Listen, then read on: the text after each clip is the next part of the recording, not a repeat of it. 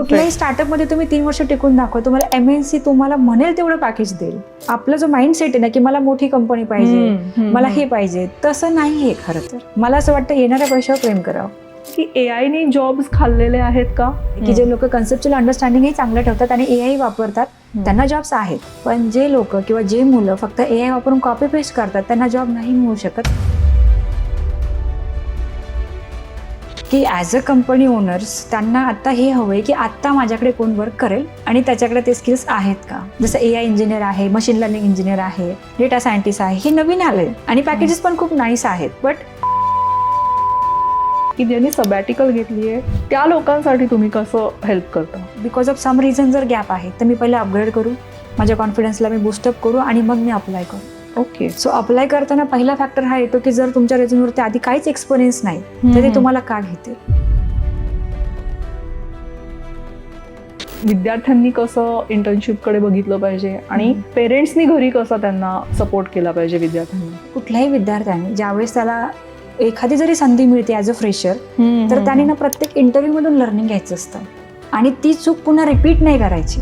ज्या मुलाचा जॉब 6 ते 8 महिन्यांच्या अंतरावर त्याला तुम्ही रोज टॉर्चर करताय तर तो कसं काय फोकस करेल. हायली अर्निंग स्टुडंटचे आई वडिलांनी त्याला एनकरेज करायला पाहिजे. हो. IT मध्ये करिअर करण्यासाठी सध्याचं बेस्ट स्किल कोणतं?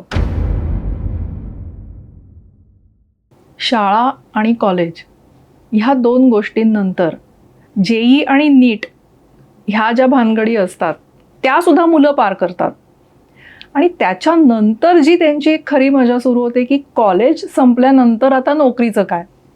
एकेकाळी आपल्या इकडे कॅम्पस नावाचा प्रकार होता आणि जेव्हा कॅम्पसमधनं बरेच लोक प्लेस व्हायचे, IT क्षेत्र असेल किंवा फॉर दॅट मॅटर कॉमर्स असेल, त्याच्यानंतर सायन्सची लोकंसुद्धा थोडंसं M डिग्री जरी करून ठेवली असेल तर त्यांना कॅम्पसमधनं जॉब्स लागायचे.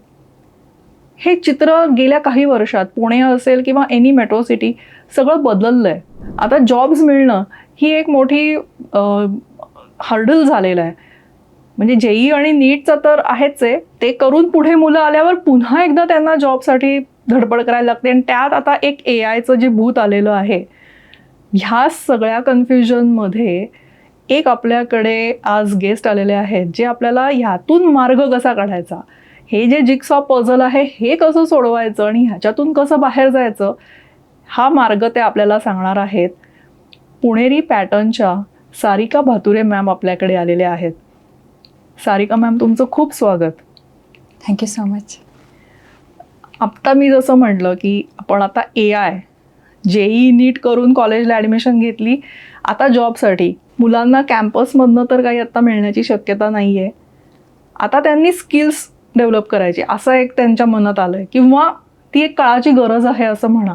बरोबर. हा जो सगळा गोंधळ आहे आणि ॲज अ पेरेंट आता माझी मुलंसुद्धा कॉलेज आहेत, म्हणजे कॉलेजमधून आता त्या जॉबच्या मार्केटमध्ये येतील, तर हा जो पालकांच्या मनातला गोंधळ आहे तिथे पुणेरी पॅटर्न आणि तुम्ही कशी मदत करता?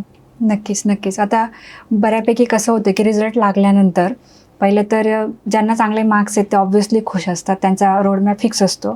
बट ज्या मुलांना कमी मार्क्स आहेत सो ते खूप डिप्रेशनमध्ये जातात किंवा पॅरेंट त्यांना त्याच्यावरून जज करतात. असं मुळातच नाही केलं पाहिजे. मला असं जेन्युइनली वाटतं की जरी कमी जास्त असेल तरी पण थोडंसं नाही का आपण पॉझिटिव्ह राहिलं पाहिजे. कारण यश म्हणजे आपण जे म्हणतो ना यशामध्ये पहिली पायरी अपयशच हीच असते. सो असं नाही होऊ शकत की एखाद्या मुलाला कमी मार्क्स आले म्हणजे तो कॅपेबल नाही आहे. देअर कॅन बी अटेम्प्ट्स, जसं की आपण म्हणतो की 12th नंतर सुद्धा आपण एखादा इम्प्रुव्हमेंटसाठीचा अटेम्प्ट देऊच शकतो. बरोबर. So we should go for that की जर आपल्याला डाऊटफुल वाटतंय की बाबा नाही आहे तेवढं. मी असे बरेच मुलं बघितलेत की जे सेकंड अटेम्प्ट देतात. हो. आणि एखादं वर्ष प्लस मायनस, कारण की तेव्हाही होतं म्हणजे काल जस्ट मी एका स्कूलमध्ये ॲडमिशनसाठी गेले होते, त्यावेळेस तिथले प्रिन्सिपल मला जस्ट बोलून गेले. त्यांचे ते वाक्य मला खूप छान वाटलं. ते हे बोलले की असं नव्हतं की पहिलं की तुम्ही ऑल क्लासेस पास करून पुढे जात होतात, बऱ्याच वेळा आपल्याला पुन्हा पुन्हा द्यायला लागत होतं. अगदी. रिझन हे होतं की आपण परफेक्ट बनायला पाहिजे. बरोबर. जर एखादा स्टुडंट एवढा परफेक्ट नाही आणि त्याला जबरदस्ती पुढच्या वर्गात ढकललं तर कदाचित तो तेवढा बेस्ट परफॉर्म नाही करू शकत. तर मला आता असं वाटतं की आपण फक्त ह्या एक्झाम्स आणि त्याचे मार्क्स याच्यावरून आपण जज करतोय. हो. सो याच्याही पुढे जाऊन इंटरेस्ट नावाची सुद्धा गोष्ट आहे क्या बात. रिसर्च पण आहे, पॅरेंट्सचं पण महत्वाची भूमिका आहे की कुणाचं तरी बघून तू इंजिनियरच हो, तू डॉक्टरच हो, यापेक्षा त्या मुलाचा इंटरेस्ट, त्याचे मार्क्स, त्याचं म्हणजे त्याचं काय आपण जे म्हणतो ना की त्याला असणारा उत्साह, ह्याही गोष्टी खूप मॅटर करतात.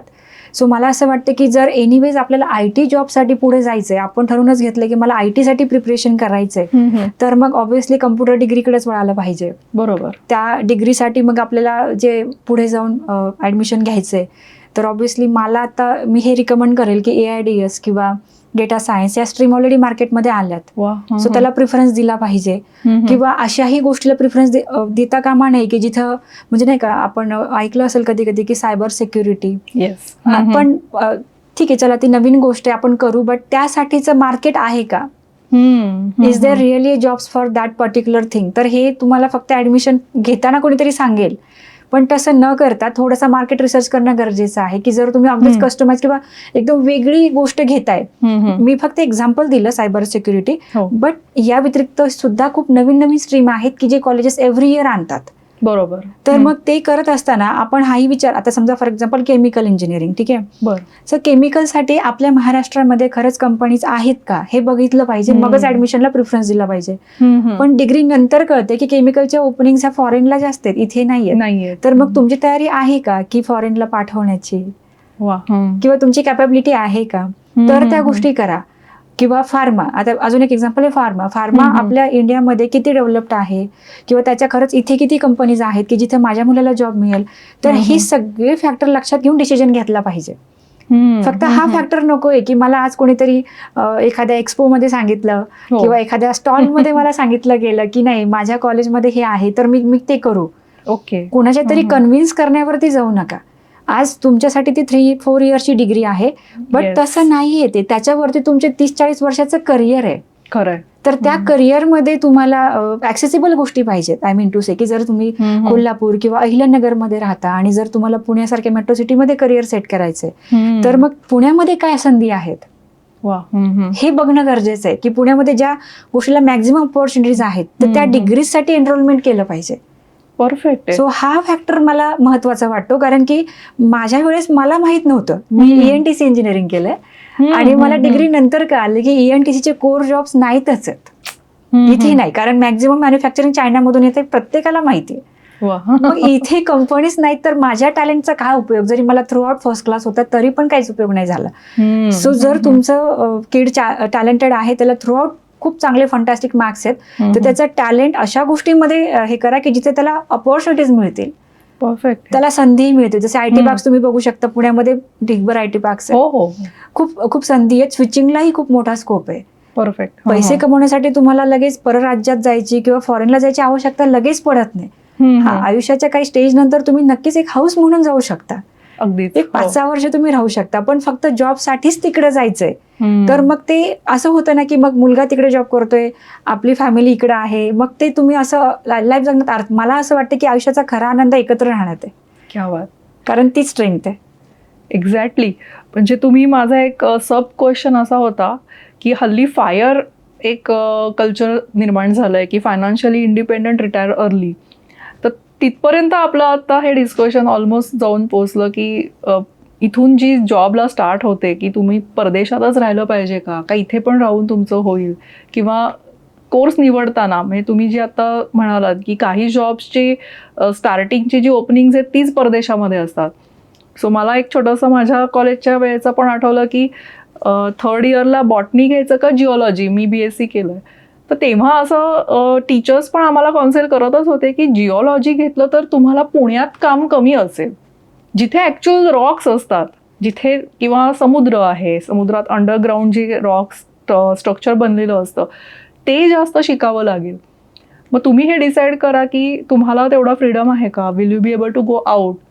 म्हणजे हा काळ मी 2000चा सांगतेय. बरोबर.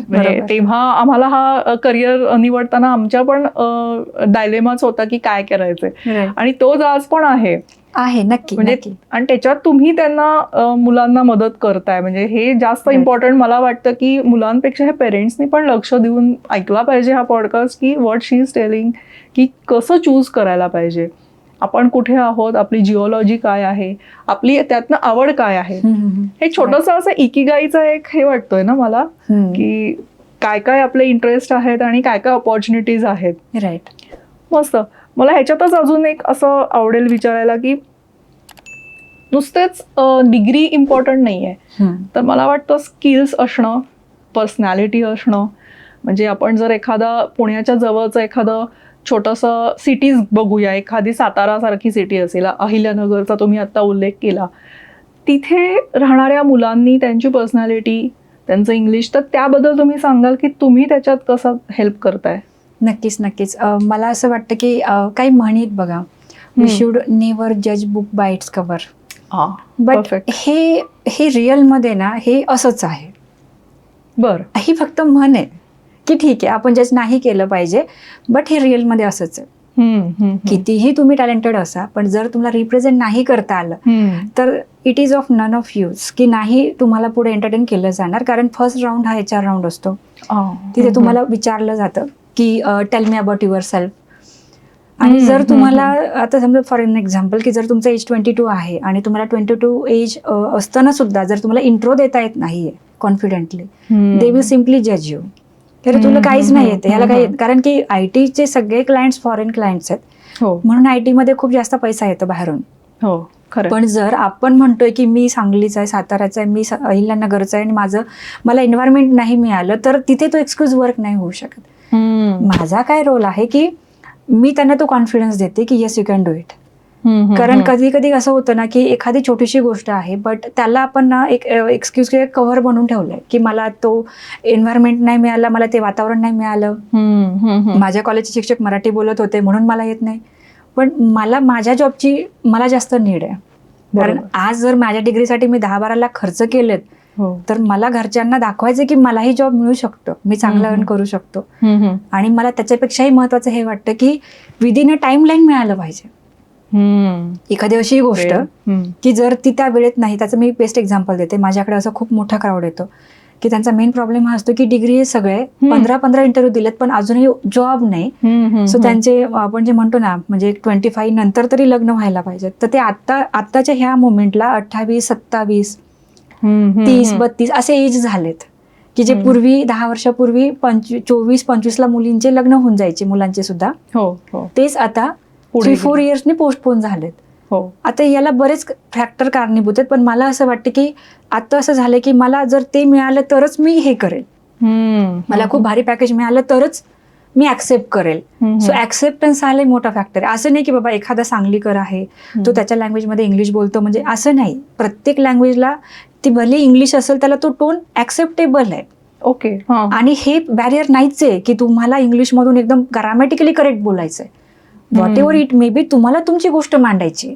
कम्युनिकेशन महत्वाचं. येस, तुम्हाला तुमचे, कारण ऍट द एंड कंपनीच्या HR ला पण माहिती की हा फ्रेशर आहे, मी पण एकेकाळी फ्रेशर होतो, सो हाही शिकेल, पण त्याची इच्छा किती आहे. पण या मोमेंटला असं होते की मुलं बोलायच्या आधी एकतर आयदर ते ब्लँक होतात किंवा ते बोलूच शकत नाहीत किंवा त्यांना घाम येतोय किंवा असं होतंय की त्यांची गोष्टच मांडू शकत नाही. कारण की एवढी निगेटिव्हिटी आहे डोक्यामध्ये की माझं काही होणारच नाही. तर ते आपण हे ऐकलेलं असतं की नाही तुझं काही होऊ शकत नाही, किंवा मी मराठी बॅकग्राऊंडचं आहे, मी पण मराठी बॅकग्राऊंडची आहे, मी सगळ्यांना सांगते.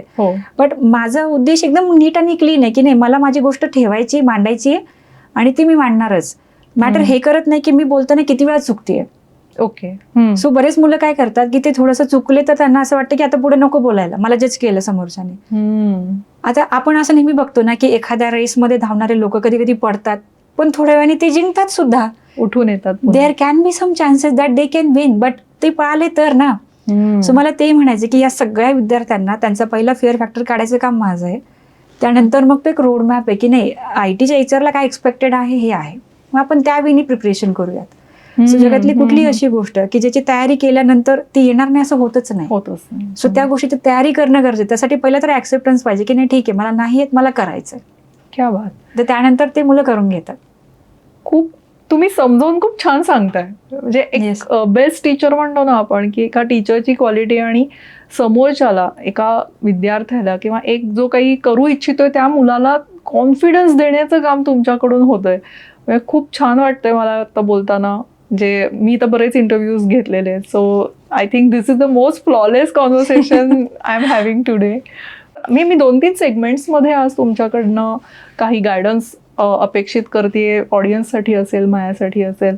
आपण आता एक एंट्री लेव्हलच्या लोकांबद्दल बोलत होतो की कॉलेज असेल, डिग्री असेल आणि त्यानंतर पहिल्यांदा जर जॉब करणारे अशा लोकांबद्दल आपण आता बोललो की तुम्ही इंटरव्ह्यूच्या स्किल्सपर्यंत म्हणजे आय टीचे स्किल्स प्लस इंटरव्ह्यूच्या स्किल्सपर्यंत गायडन्स देणार आहात. पण आता माझी केस असेल, not exactly my case, but अशा माझ्या काही फ्रेंड्स आहेत की ज्यांनी सबॅटिकल घेतली आहे for some reason. Maybe marriage असेल, सम किड्स असतात, म्हणजे बाळणपणाची एक रजा असते किंवा काही अदर रिझन्स असतात. नवऱ्याबरोबर त्या आधी बाहेर जातात, त्यांना तेव्हा विजा नसतो मिळालेला, वर्किंग विजा, मग त्या पुन्हा भारतात येतात. Then they want to start their own career again. त्या लोकांसाठी तुम्ही कसं हेल्प करता? नक्कीच. आता पहिला तर प्रॉब्लेम हा असतो की त्यांचा गॅप असतो आणि त्यांना असं वाटतं की आपल्या गॅपमुळे आपल्याला काहीच होणार नाही किंवा कोणी विचारणार नाही. तर हा एक फिअर फॅक्टर डोक्यात बसलाय. अगदीच. माझं काय तत्व आहे की ऍज अ कंपनी ओनर्स त्यांना आता हे हवंय की आता माझ्याकडे कोण वर्क करेल आणि त्याच्याकडे ते स्किल्स आहेत का. आयटी मध्ये हे फिल्टर खूप सिम्पल आहेत की आता तुम्ही अवेलेबल आहे का. असं नाहीये की जे रनिंग जनरेशन आहे आत्ताचं, म्हणजे समजा फॉर एन एक्झाम्पल मी जर म्हटलं की मला आता लेटेस्टच घ्यायचे ऍज अ कंपनी ओनर, तर असं पण नाही की बाबा 26 पासआउट वालाच माझ्याकडे टिकेल, कारण त्याला तुमच्यासारखे 10 ऑप्शन आहेत. दे विल सिम्पली एक्सप्लोर की मला जर इथे मिळते तर मला दुसरीकडे पण मिळेल. आणि आता पहिल्यासारखं नाही राहिलं की म्हणजे पूर्वी असं होतं ना की एखाद्या कंपनीत एखादा एम्प्लॉय रिटायर व्हायचा. आता तुम्ही असं ऐकता कधी? पॉसिबलच नाही. हे ऐकायलाच येणार नाही. उलट आता असे रेझ्युमे येतात मॅडम की लिटरली मी 3 वर्षात 3 कंपन्या चेंज केल्या, 4 केल्या. हे खूप नॉर्मल झालंय. सो त्यामुळं आता जर तुमचा गॅप आहे तर तुम्ही पहिला तर अपग्रेड करा आणि यू शुड बिकम कॅपेबल, की पहिला मी कॅपेबल बनते, त्यानंतर तुम्ही बाहेर पडा. कारण तुम्ही ज्यावेळेस वर्क करत होतात किंवा ज्यावेळेस तुमची डिग्री झाली त्यावेळेसच्या कंपनीचं एक्सपेक्टेशन आताचं फार चेंज झालंय. आता त्यांना मोरओव्हर AI वापरणारे लोक पाहिजेत, ऍडव्हान्स्ड एक्सेल यूज करणारे पाहिजेत. जे पूर्वी असं होतं की फक्त एक्सेल येतं, टायपिंग येतं, ठीक आहे आम्ही शिकून घेऊ पुढे. आता असं नाही राहिलं. आता त्यांना सगळं एक्सपेक्टेड आहे की बाबा नाही तुम्हाला ऍडव्हान्स एक्सेल यायला पाहिजे, कारण की तसे मुलं आहेत, बाकीचे तसे लोक मिळतात त्यांना. सो आपली पहिली ड्युटी काय की जर माझा बिकॉज ऑफ सम रिझन जर गॅप आहे तर मी पहिले अपग्रेड करू, माझ्या कॉन्फिडन्सला मी बूस्टअप करू आणि मग मी अप्लाय करू. ओके. सो अप्लाय करताना पहिला फॅक्टर हा येतो की जर तुमच्या रेझ्युमवरती आधी काहीच एक्सपिरियन्स नाही तर ते तुम्हाला का घेतील. बरोबर. सो हा मेन प्रॉब्लेम आहे. त्यामुळे मला असं म्हणायचं की you should not look after MNCs, you should look after whatever you are getting. त्याच्यामध्ये स्टार्टअप्स असतील, मिड लेवल असतील, बिकॉज तिथे तुम्हाला एक्सप्लोर करायला स्कोप आहे की छोटीशी टीम आहे, तुम्ही 1-2 वर्ष एक्सप्लोर करा. आणि हे बघा, जॉब असो किंवा बिझनेस असो, पहिले 3 वर्ष इम्पॉर्टंटच असतात कुठल्याही गोष्टीत. आपण म्हणतो ना 1000 दिवसांची एक सायकल असते, तर तुम्ही ना तेवढे दिवस द्या, असं मी बोलेल की कुठल्याही स्टार्टअप मध्ये तुम्ही 3 वर्ष टिकून दाखवा, तुम्हाला MNC तुम्हाला म्हणेल तेवढं पॅकेज देईल. क्या बात. पण आज तुम्ही म्हटलात की नाही मला MNC जायचं, तर MNC तुम्हाला नाही घेण्याचे 10 रिझन देईल. मग ह्याचा काय उपयोग, नाही का. मग असं विनाकारण तसं नाही करायचं. आपलं जायचंय तर तिथेच, बट त्यासाठी आपल्याला आत्ता प्रिपेअर व्हायचंय. सो हे करणं. आणि छोट्या कंपनीमध्ये कसं असतं ना की एक 7-8 लोक असतात, सगळं तुम्हाला करायचं. ह्यानी बेनिफिट हा होतो की तुम्ही मल्टी स्किल बनता. पण हीच गोष्ट जर तुम्ही MNCत गेला तर तुम्ही 100 लोकांच्या प्रोजेक्टमध्ये एखाद्या कोपऱ्यात असाल की जिथे तुम्हाला एवढे कोडवर्ड फॉलो करायला लागतात की शेजारी बसलेला काय करतो हेही तुम्हाला नाही सांगितलं जात, कळत नाही. नाहीच कळू शकत, कारण ऑब्व्हियसली त्यांनाही ते फॉलो करायचे, कारण ते MNCचे मोठे प्रोजेक्ट्स आहेत. त्यांना त्यांचा डेटा सिक्युरिटी आहे, प्रायव्हसी आहे, 100 फॅक्टर्स आहेत. खरं. तर त्या केसमध्ये तुम्ही ज्यावेळेस तिथून बाहेर पडता MNCतून, दुसरी कंपनी हे बोलते की अरे तू 3 वर्षात एवढंच एकच स्किल केलं का, तुला बाकीचं काहीच नाही येत का. सो त्यापेक्षा मी हे रिकमेंड करते की तुम्ही स्टार्टअप्समध्ये जा, आणि उलट स्टार्टअपमध्ये मिड लेवलमध्ये जास्त सॅलरी मिळते. ओके. आता त्याचं रिझन काय मी ते पण सांगते की MNCकडे बजेट आहे की चला ते बेंचवरती ठेवतील, बट जे स्टार्टअप आहे त्यांच्याकडे ते बजेट नाही. आता बजेट नाही, कमी हेड काउंट आहे, तर त्यांना प्रोजेक्टच्या डेडलाईन पण कम्प्लीट करून द्यायचे, बरोबर. सो मग जर तसं आहे तर ऑब्व्हियसली त्यांना तेवढे हायली पेड एम्प्लॉईज घ्यायला लागतात. बरोबर. सो त्यामुळं असं नाही मुळातच. आणि आपण करतो कशासाठी, आपण पैशासाठी काम करतो. एक्झॅक्ट. बस आपल्याला शिकायला मिळते पैसा, पण आपला जो माइंडसेट आहे ना की मला मोठी कंपनी पाहिजे, मला हे पाहिजे, तसं नाहीये खरं तर. मला असं वाटतं येणाऱ्या पैशावर प्रेम करावं. वा. बस. खूप खूप इम्पॉर्टंट काही काही तुम्ही गोष्टी सांगतायत. मला तर वाटतं वही पेन असेल तर लिहूनच घ्यायला पाहिजेत या गोष्टी, किंवा एक रोडमॅप सारखं आहे. आणि जर मला वाटतं की जर एखाद्याला ऐकताना असं वाटतं की कन्फ्युजन होतंय किंवा अजून डिटेल पर्सनलाइज काही गायडन्स हवाय, तर पुणेरी पॅटर्नच्या सारिका मॅम आणि पुणेरी पॅटर्नचे जे डिस्क्रिप्शनमध्ये लिंक्स आहेत त्या तुम्ही नक्की बघू शकता, व्हिजिट करू शकता. इथे तुमच्याकडे काउन्सिलिंग सेशन्स असतात. नक्कीच. म्हणजे आता एक आपण जस्ट वॉक थ्रू किंवा एक असा डेमो हे करू शकतो की समज एखादा स्टुडंट इथे आला तर ते तुम्ही त्याला पुढे कसं गाईड करता? Okay. What is the process? Okay, प्रोसेसमध्ये आपण काय करतो की पहिलं तर आम्ही त्या स्टुडंटकडून हे अंडरस्टँड करून घेतो की त्याचा नेमका प्रॉब्लेम काय आहे. बरोबर है ना. त्याचा इंटरेस्ट कशामध्ये आहे, त्याची डिग्री कोणती आहे, सगळं आम्ही त्याला विचारून घेतो. त्याला खरंच 6-8 महिन्याचा किंवा जे काही आहे ड्युरेशन मध्ये त्याला मेहनत घ्यायची आहे का हे पहिलं चेक केलं जातं. कारण at the end this is a 2-वे प्रोसेस की we are there to support but at the end you have to work hard. बरोबर. सो त्या केसमध्ये त्या सगळ्या गोष्टी चेक केल्यानंतर आम्ही काउन्सिलिंग करतो. राईट. की ॲज पर एज्युकेशन बॅकग्राऊंड तुझ्यासाठी काय सुटेबल आहे. आता त्याच्यामध्ये काही प्रिफरन्सेस असतात मुलांचे की मला 3 मंथ्समध्येच पाहिजे, मला 6 मंथ्समध्ये पाहिजे. काही मुलं म्हणतात की 1 इयर माझ्या घरच्यांनी मला वेळ दिला आहे की मला अपग्रेड करायला वेळ आहे, 1 इयर नंतर मग तू जॉबचं बघू शकतोस. बरोबर. काही मुलं रिलॅक्स्ड असतात. तर प्रत्येकाचा आपला एक वेगवेगळा प्रिफरन्स असतो. तर ते सगळं अंडरस्टँड करून त्याला आम्ही ऑफर करतो की तुझ्यासाठी काय बेस्ट आहे. कारण ऍट द एंड आम्ही त्यांना जॉब कॉस्ट देतो, मुलांना शेड्यूल करतो. तर ते शेड्यूल करताना त्या डिग्रीसाठी तेवढे ओपनिंग्स हव्यात बरोबर मार्केटमध्ये. जर तसं नसेल तर मग ते सगळं गणित बिघडेल. खरं. कारण ऑलरेडी डिग्रीसाठी खूप वर्ष मुलांनी दिलेलं आहे. पुन्हा क्लासेसमध्ये वेळ जाऊ नये कोणाचाच, म्हणून ते 2दा क्रॉस व्हेरिफिकेशन होतं, एकदा काउन्सिलर कडून एकदा सपोर्ट टीम कडून. बरं. की खरंच तेच ऑफर केलं गेलंय का की ज्याच्यामध्ये ओपनिंग्स आहेत.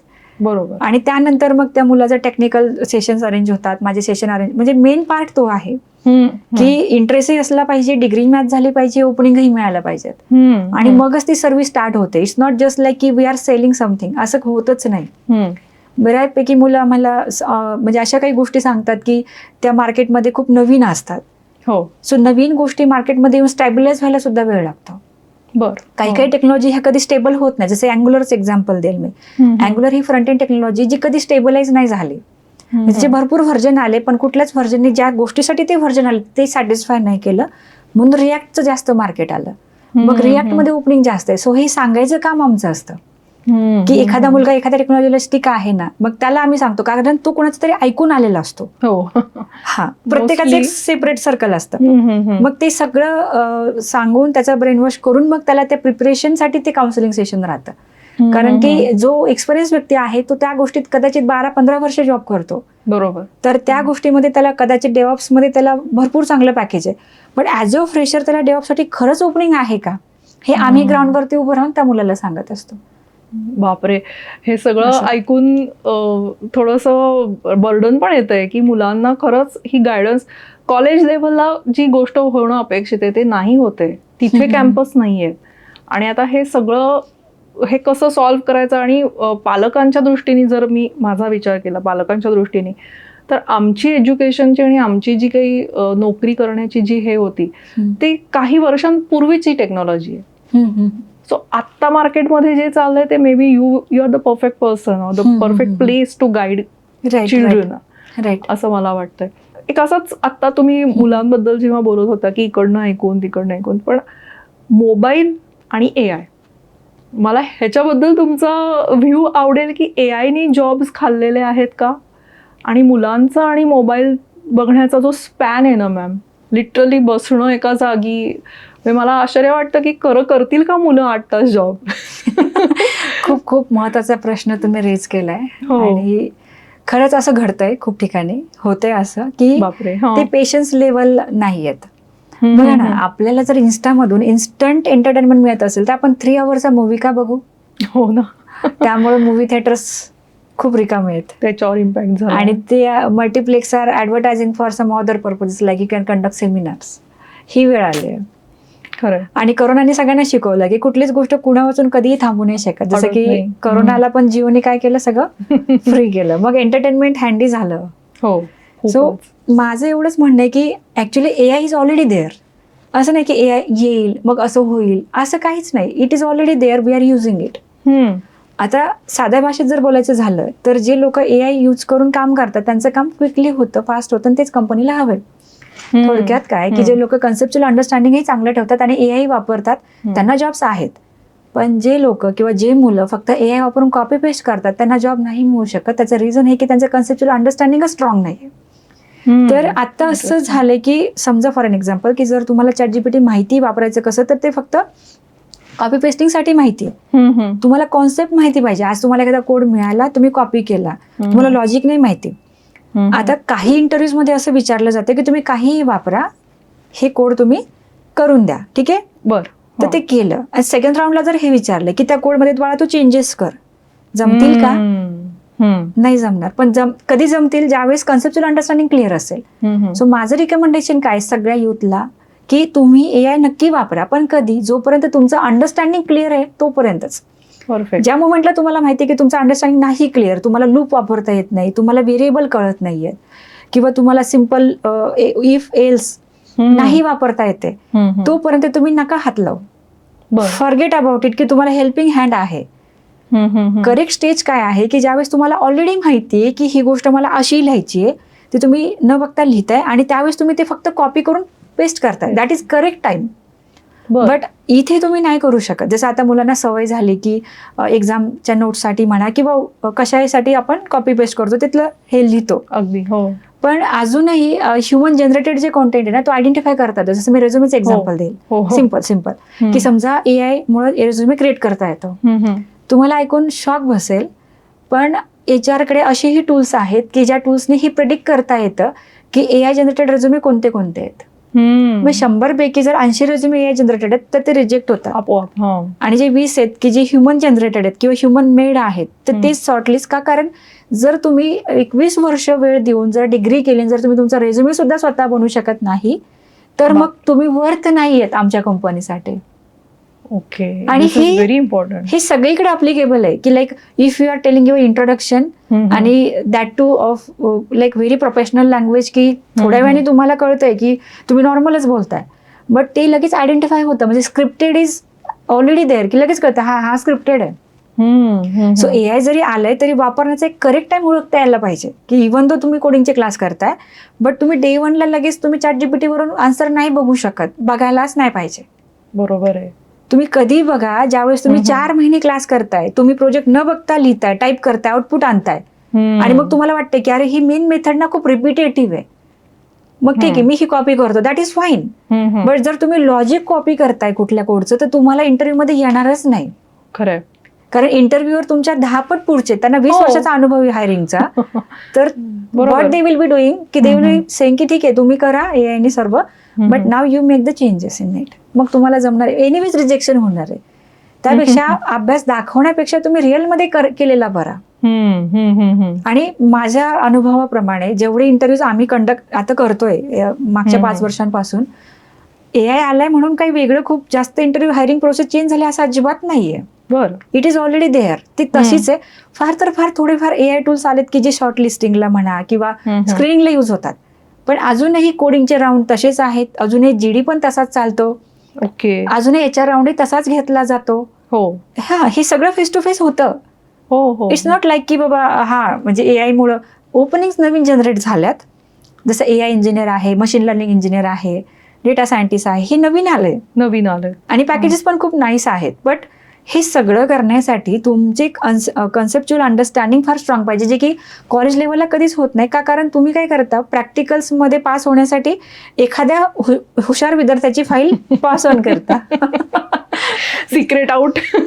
आणि मीही तेच केलंय माझ्या डिग्रीचे, सगळे करतात. असं नाही की मला फक्त युथला ब्लेम करायचं, असं मुळीच नाही. म्हणजे don't take it like that.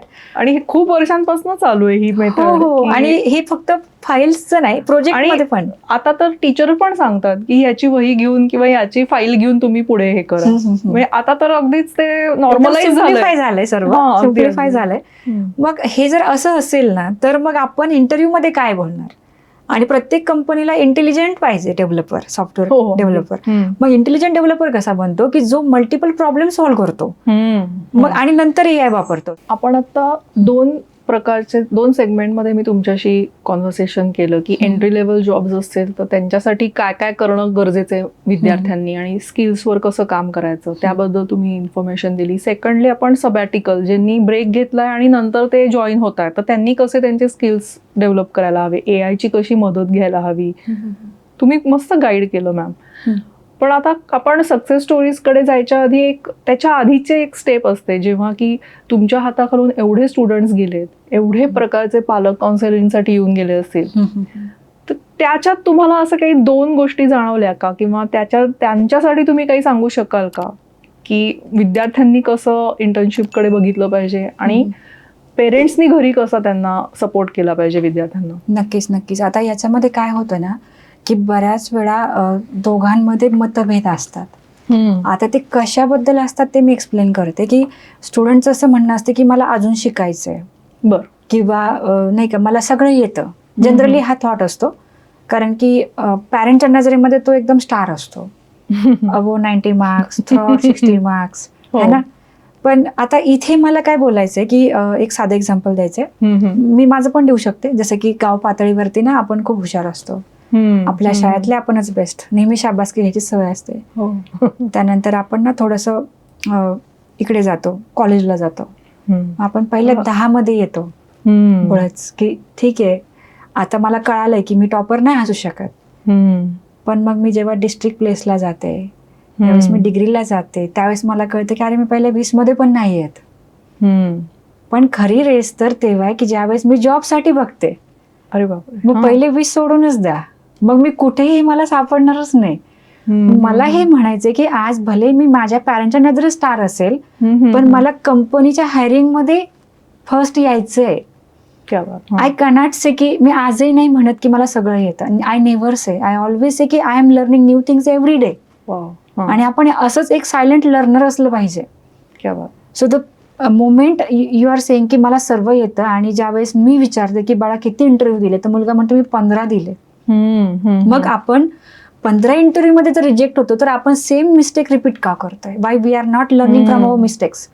So हा एक मोठा फॅक्टर आहे, खूप मोठा. तर मला असं वाटतं की कुठल्याही विद्यार्थ्याने ज्यावेळेस त्याला एखादी जरी संधी मिळते ॲज अ फ्रेशर तर त्याने ना प्रत्येक इंटरव्ह्यू मधून लर्निंग घ्यायचं असतं आणि ती चूक पुन्हा रिपीट नाही करायची. जसं माझा एक स्टुडंट होता Adinath, he failed in first 2 interviews but he shortlisted in the 3rd interview. Why? Because की ज्या गोष्टीमुळे त्याला रिजेक्ट केलं गेलं त्याची तयारी तो सलग 3 दिवस करत होता आणि तिसऱ्या दिवशी आम्ही तिसऱ्या कंपनीमध्ये इंटरव्ह्यू अरेंज केले.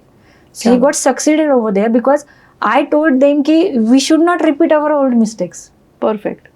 आपण नाही का एकाच लूप भोवती पुन्हा पुन्हा फिरतो, है की नाही.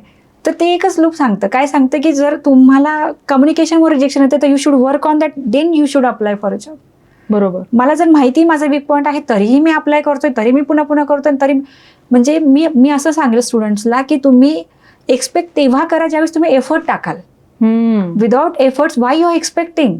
बरोबर. आणि पॅरेंट्स बद्दल माझं हे ओपिनियन असेल की तुम्हाला असं वाटतं की मुलांनी अर्निंग करावं, हो, बट त्यासाठी त्याला करेक्ट प्लॅटफॉर्मला तुम्ही घेऊन उभं राहायला पाहिजेत. खरंय. आज तुम्ही घरामध्ये बघा, जसं आपण म्हणतो ना की कान टोचावेत सोनाराने. परफेक्ट. तसं मी सांगेल की टीचरचं काम हा टीचरच करतो. So you should approach to the correct platform की ते काम टीचर करतील. आपण कसं आता लहान मुलाला आपण काय म्हणतो, अभ्यास कर कर कर, ते आपल्याला मॅनिप्युलेट करून बसलेलं आहे. हो, आहे की नाही. Very true. तर मग तशीच तुमचीही मुलं आहेत. सो तुम्हाला सुद्धा मुलांना थोडंसं हे करायचं की नाही ठीक आहे आपण तुझ्या कलांनी घेऊ, पण जे ब्लेमिंग ॲटिट्यूड आहे ना की नाही तुझं काही होतच नाही, हे नाही केलं पाहिजे. कारण की आता तुम्ही बघा ना, 12वी पर्यंत केलं तुम्ही, एंट्रन्स एक्झामसाठी पैसा खर्च केला, डिग्रीला 10-12 लाख खर्च केले आणि आता तुम्ही ज्या मुलाचा जॉब 6 ते 8 महिन्यांच्या अंतरावर त्याला तुम्ही रोज टॉर्चर करताय तर तो कसं काय फोकस करेल. मॅक्झिमम टाइम हे होतं की जे IT चे जॉब्स आहेत त्याच्यामध्ये नंबर ऑफ इंटरव्ह्यू राऊंड्स आहेत, मिनिमम 4 to मॅक्झिमम 6. आता तुमचं जे मुलगा आहे किंवा जी मुलगी आहे ते तुम्हाला नाही सांगू शकत कॉन्फिडेंटली की माझं ॲप्टिट्यूड मध्ये रिजेक्शन झालं का, GD मध्ये झालं का, टेक्निकल कोडिंग मध्ये झालं का, कशामध्ये झालं. बापरे. हो, हे मुलं नाही सांगत आणि कदाचित पॅरेंट्स असं म्हणणं असतं की आम्हाला त्यातलं काही कळत नाही, मग हे मुलं त्यांना काही सांगत नाही. तर पहिलं तर ते थांबवा की मला काही कळत नाही. मी तर म्हणाले हे पॉडकास्ट तुम्ही रोज बघा. You should educate first. खरं. जर तुम्हाला हायली अर्निंग मुलाचं जर पॅरेंट बनायचं तर you should know each and everything.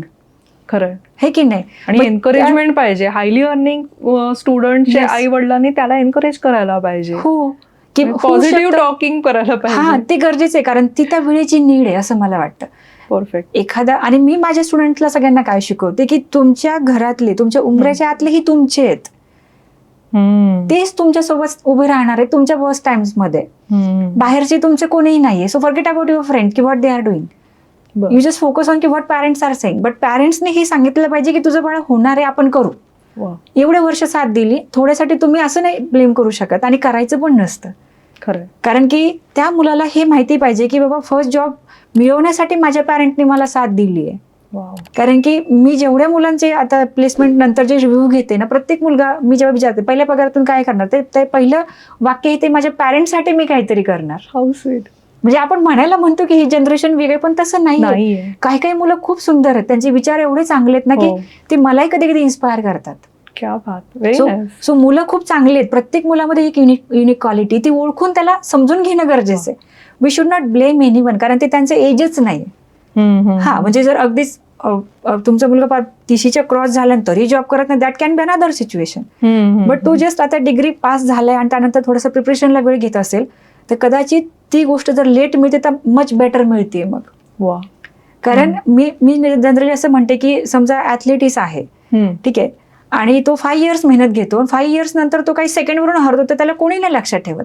पण जर तो जिंकतो तर त्याला अख्खं माहोल तयार होतं, सगळी जनता त्याला एअरपोर्टला पिकअप करायला जाते, कारण रिझल्ट बोलतात.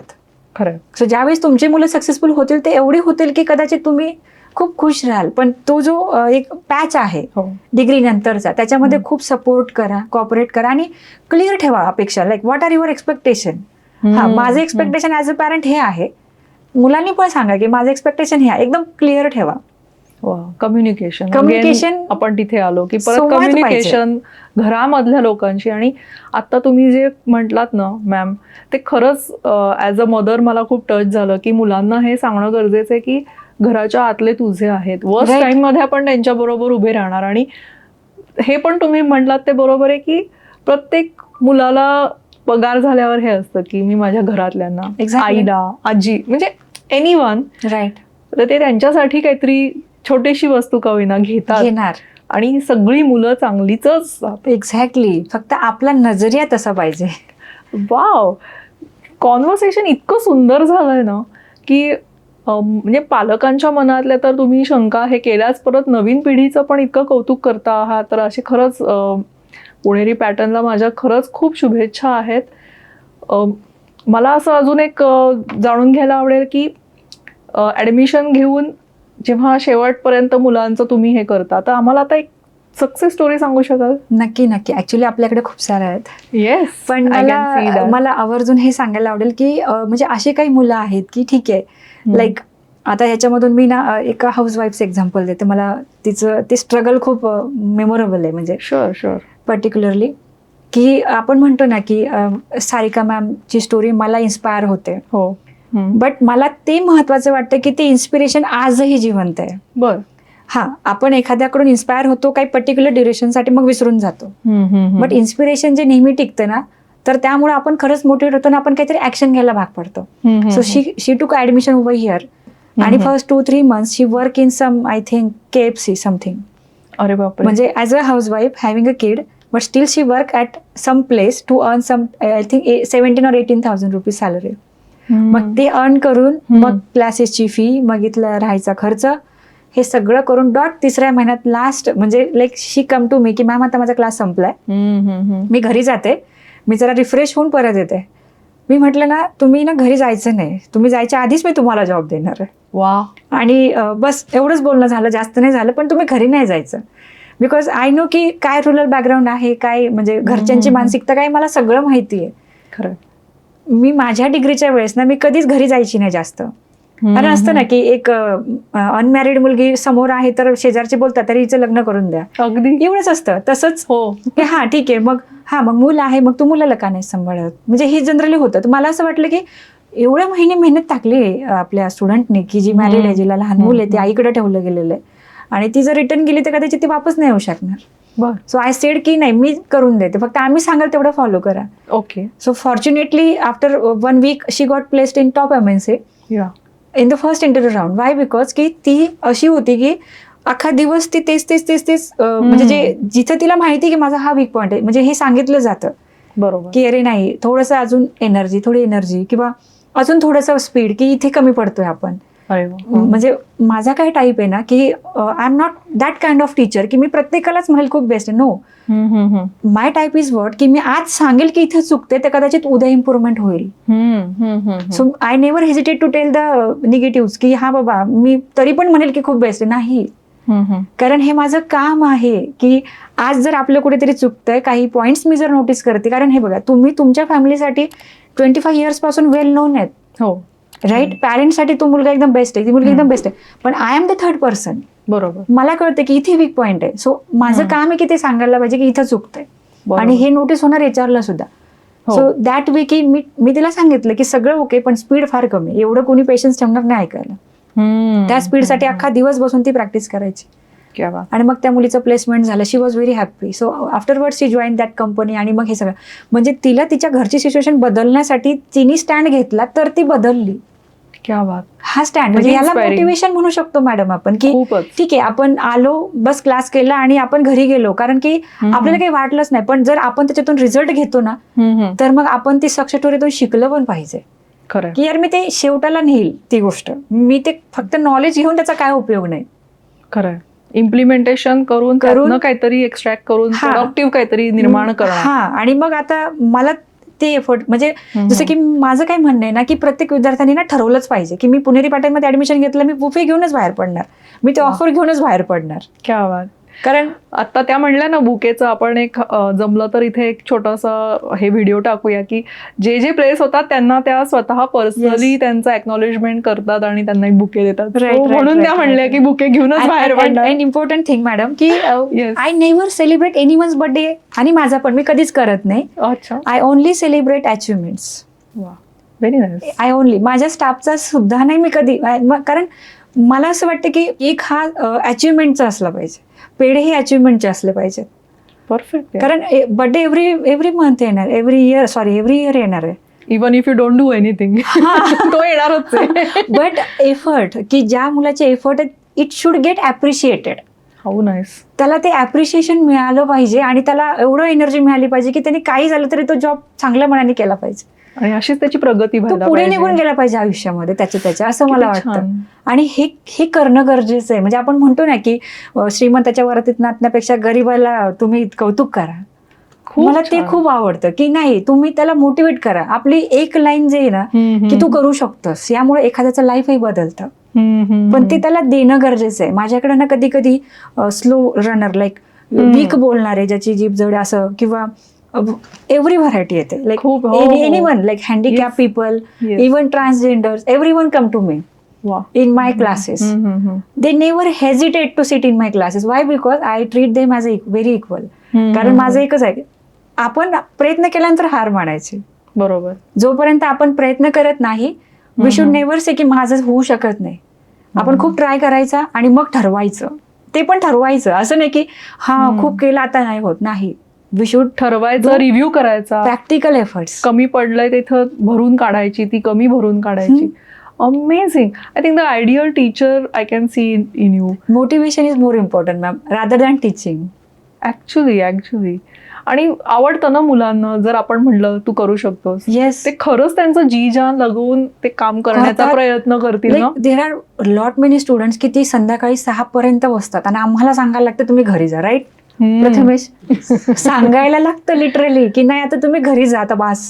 हो, कारण की तेच तर इम्पॉर्टंट आहे की मी त्यांना हे सांगते, बाळांनो तुम्हाला आयुष्यभर मेहनत नाही घ्यायची, तुम्हाला काहीच महिने घ्यायची, तेवढीच फक्त प्रामाणिक आणि मन लावून घ्या, तुमचं करिअर सेट होईल. वा, खरंच एक उज्ज्वल आपण भविष्य म्हणतो, हे खरं नुसते बोलण्याच्या गोष्टी नाही आहेत, हे करून दाखवत आहे. आज पुणेरी पॅटर्न असेल, सारिका मॅम असेल, हे इथे करून घडवत आहेत. नवीन पिढी म्हणतो ना आपण की आता नवीन इंजिनियर्स, नवीन टेक्नॉलॉजीमधली लोक, हे सगळे इथून बनून बाहेर पडतात. It's so nice. काय म्हणू, छान वाईब्स आहेत या जागेचे, असं म्हणायला हरकत नाही. आपण हळूहळू शेवटाकडे चाललेलो आहोत. आणि व्हायब्रंट माइंड पॉडचा आपला एक छोटासा फॉर्मॅट आहे की आपण एक छोटेसे रॅपिड फायर असतील, इन्साइटफुल असतील, सारिका मॅमबद्दल अजून छोटंसं जाणून घेऊया. म्हणजे तुम्ही सगळ्यांना मोटिवेट करता बरोबर. किंवा कोणी हे कमी आहे तर ह्याच्यासाठी एफर्ट्स घे, तू हे कर असं सांगत असता. पण जर तुम्ही स्वतः डाऊन फील करत असाल किंवा आज तुम्हाला थोडंसं कंटाळा आलाय असं, तर तेव्हा तुम्ही काय करता? म्हणजे तुम्ही चहा पिणार का अभ्यास करणार? खरं तर मी ना पाऊस पडायच्या आधी छत्री घेऊन चालते. माझं मोटिवेशन मला हे ड्राईव्ह करतं की आज आपल्याला करायचंच आहे, कारण करण्यासाठीचे 10 मार्ग मला दिसतात. माझ्या डिक्शनरीत हा वर्डच नाही. कंटाळा म्हणजे there is no word in my dictionary. You can ask my family as well. Okay. माझा दुसरा प्रश्न तुम्हाला असा आहे, तुम्ही पुस्तक वाचन करता का, आणि करत असाल तर तुम्ही कुठलं सजेस्ट कराल आमच्यासाठी? How to influence people and friends. अरे वा. कारण की समाजामध्ये कसं वावरायचं, कसं बोलायचं, आपले थॉट्स कसे मांडायचे, लोकांना कसं अंडरस्टँड करायचं, हे खूप बेस्ट शिकायला मिळतं. कारण आपण कुठेही गेलो ना, आपल्याला टीममध्ये काम करायचं असतं. हो. आणि ते करायला खूप चॅलेंजेस येतात, कारण आपल्याला माहितीच नाही की रिलेशन कसं मेंटेन करायचं. त्यासाठी हे बुक खूप बेस्ट आहे. क्या बात. आणि माझा लास्ट क्वेश्चन, तुम्ही ब्लेझर्स खूप छान घालता आणि स्वेटपॅन्ट्समध्ये जर तुम्हाला रनिंग करायचं असेल सपोज, म्हणजे आपण असं हे करू, तर तुम्ही काय प्रिफर कराल, ब्लेझर्स का रनिंग कॉस्ट्युम? नाही, रनिंग करण्यासाठी रनिंग कॉस्ट्युमच वापरणार. What is your favourite? That's what I want to. अच्छा, फेवरेट इज व्हेरी लाईट, म्हणजे जे लाईट वेट असेल आपल्यासाठी, कम्फर्ट देणार तेच बेस्ट असेल. But my duty is to represent, so त्या केसमध्ये मी ब्लेझर प्रिफर करेल. डिप्लोमॅटिक आन्सर होतं. आणि IT मध्ये करिअर करण्यासाठी सध्याचं 2026 आपण हे रेकॉर्ड करतोय, तर बेस्ट स्किल कोणतं? Data science. परफेक्ट. याच नोटवर आपण थांबूया. पुणेरी पॅटर्नच्या सारिका भातुरे मॅम आज आपल्या इथे आल्या आणि त्यांनी सोलोप्रुनर सिरीजमध्ये त्या आपल्याकडे आलेल्या आहेत, पण त्यांनी जॉबसाठी आपल्याला गायडन्स छान केलेला आहे. त्याबद्दल खूप खूप धन्यवाद. Thank you so much madam. माझ्या पॉडकास्टची सुरुवात जिथून झाली त्या क्रोशा बिझनेसचं माझं एक छोटंसं गिफ्ट मी त्यांना देते आणि आपण इथेच थांबूया. Thank you so much. Thank you madam.